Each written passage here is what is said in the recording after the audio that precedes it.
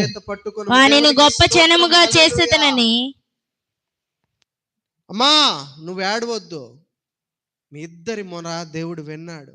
ఆ చిన్నవాడి యొక్క దుఃఖాన్ని దేవుడు చూచాడు. నీవు లేచి ఆ చిన్నవాడిని లేవనెత్తి నీ చేత పట్టుకొనుము, వాణ్ణి గొప్ప జనముగా చేసేదనని ఆమెతో అనెను.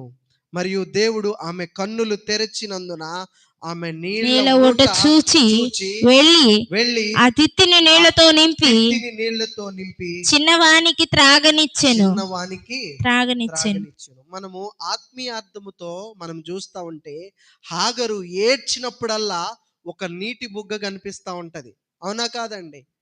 మొట్టమొదటిగా 16వ అధ్యాయంలో మనం చూస్తే ఆమె ఏడుస్తా శ్రమ నిమిత్తము తన యొక్క యజమానురాలైన శారా నుంచి పరిగెత్తుతా ఉంటే అక్కడ ఒక నీటి బుగ్గ కనపడింది. ఇక్కడ నా పిల్లోడి పరిస్థితి ఏంటి ప్రభువా అనేసి ఏడుస్తూ ఉంటే అక్కడ నీటి ఊట కనపడింది. ఆ నీటి ఊట ఏంటంటే దేవుని యొక్క వాక్యము. ఆత్మీయ సాదృశ్యము ఈ నీటి ఊట, నీటి బుగ్గ అంటే ఆత్మీయ సాదృశ్యం ఏంటంటే దేవుని యొక్క వాక్యము. కష్టాలలో శ్రమలో ఉన్నప్పుడు దేవుని మాటలు మీరు వింటే ఏ శ్రమ, ఏ అలసిపోయే తత్వము మీ చెంత ఉండదు. అలసిపోయిందండి ఈ హాగరు.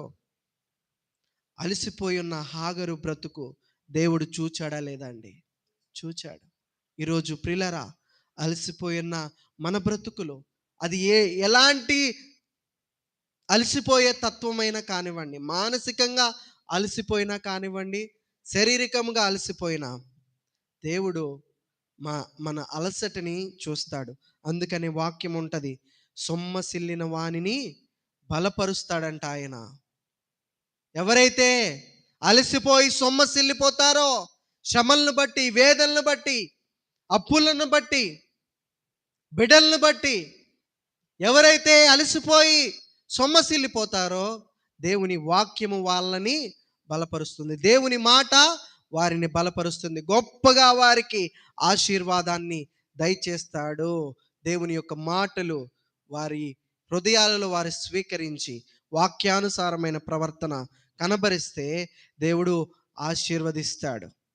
హాగరు నీటి బుగ్గ అనే దేవుని మాటల యొద్దకు వచ్చింది, దేవుని మాటలు వింది, గొప్పగా హాగరుని దీవించాడు ప్రభు. ఇస్మాయేలీల సంతాన్ని దీవించాడు. అబ్రహాము వారసుడిగా, వాగ్దాన పుత్రుడిగా ఇస్సాకుని ఏ రీతిగా తను దీవించాడో ప్రభువు, అదే రీతిగా అబ్రహాముకి పుట్టిన, హాగరుకి పుట్టిన ఇస్మాయేలీల సంతానాన్ని కూడా దీవించాడు. ఇస్మాయేలీల సంతానం నుంచి 12 మంది రాజులు వచ్చారు, తెలుసా అండి మీకు? ఆ 12 మంది రాజుల్ని దేవుడు దీవించాడండి.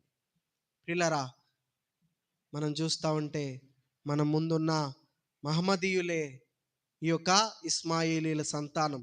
ప్రియులారా, మనల్ని మనము గమనించుకుంటా ఉంటే ఈ రీతిగా హాగరు పడిన ప్రతి శ్రమని దేవుడు చూశాడు, గొప్పగా ఆశీర్వదించాడు. ఈరోజు మన యొక్క శ్రమలు, మీరు పడుతున్న మనము ప్రతి ఒక్క వేదనను బట్టి, మనం పడుతున్న ప్రతి ఒక్క శోధనను బట్టి దేవుని యొక్క నీటి బుగ్గ అనే మాటలు మనం పట్టుకొని మనము ముందుకి వెళ్తే హాగరు వలె దేవుడు హాగరుని ఏ రీతిగా దీవించాడో మనల్ని కూడా ప్రభు దీవిస్తూ ఉంటాడండి. మరి మనము అలసిపోకుండా బలపడాలి అంటే ఏం చేయాలి? హాగరు వలె దేవుని కొరకు కనిపెట్టాలి, దేవుని మాటల కొరకు కనిపెట్టాలి. హాగరు కనిపెట్టిందా లేదా అండి? కనిపెట్టింది. ప్రభు యొక్క దూత మరలా వచ్చు వరకు శారా దగ్గర శ్రమలలో తనున్నది. మనం చూస్తూ ఉంటే మరి మనము అలసిపోకుండా భారాన్ని ఆయనపై వేయాలి. కీర్తనల గ్రంథములో కీర్తనకారుడు గొప్ప మాటని అక్కడ, కీర్తనల గ్రంథము 55వ అధ్యాయం 22వ వాక్యం, నీ భారము యెహోవా మీద మోపుము, ఆయనే నిన్ను ఆదుకొనును. దేవునికి స్తోత్రం, హల్లెలూయా. ప్రియ దైవ జనాంగమా, మన భారము దేవుని మీద వేయాలి. ఆయనే మనల్ని ఆదుకుంటాడు.